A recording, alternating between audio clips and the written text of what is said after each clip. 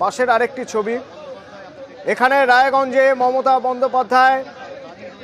বন্দ্যোপাধ্যায়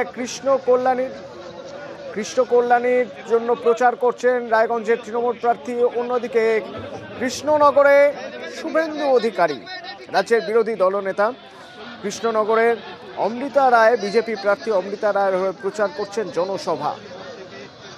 আসন বাড়িয়েছে, তাই বিরোধীদের কথায় সেমিফাইনালে বিরোধীরা 3 গোল খেয়েছে, এবারে 6 গোল মেরে আমাদের 400 পার করতে হবে।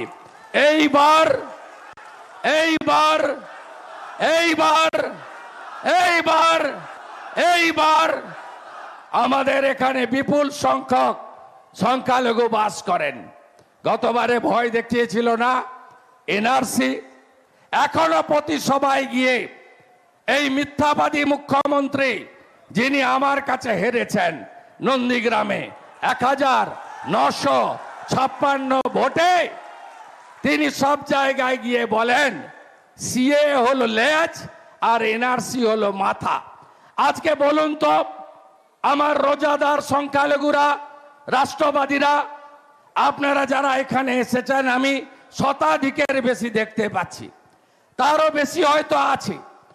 আপনাদেরকে আমি জানতে চাই, এই 1 মাসে কোন কোন সংখ্যালঘুর নাগরিকত্ব চলে গেছে।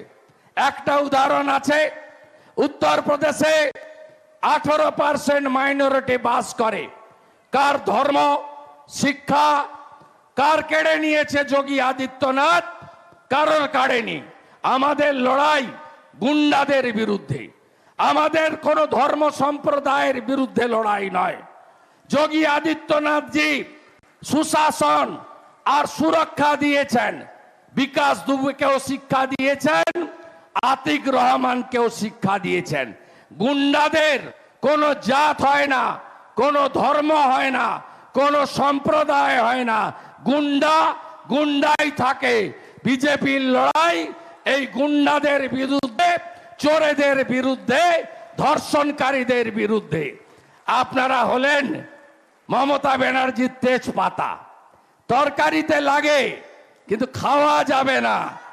আজকে সংখ্যালঘুরা, আপনারা বলুন, 21-এ তো লাইন করে ভোট দিয়েছেন, এখানে কে জিতেছে? রুকমানুর রহমান।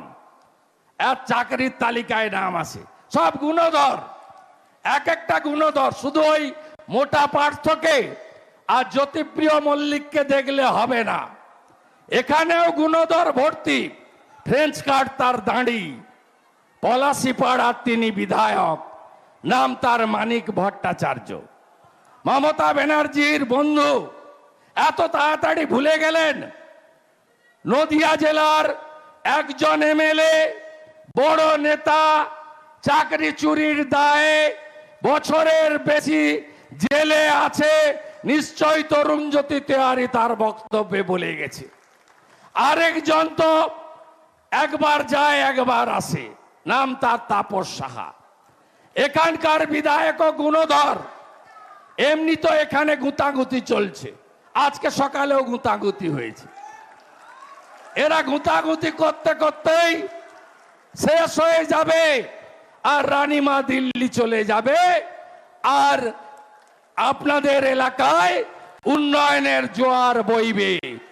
জলঙ্গি নদী সংস্কার, জাতীয় সড়কের সম্প্রসারণ, ওরা আরো 1-1.5 বছর হয়তো সরকারে থাকবে, লাগবে না রাজ্য সরকারের টাকা।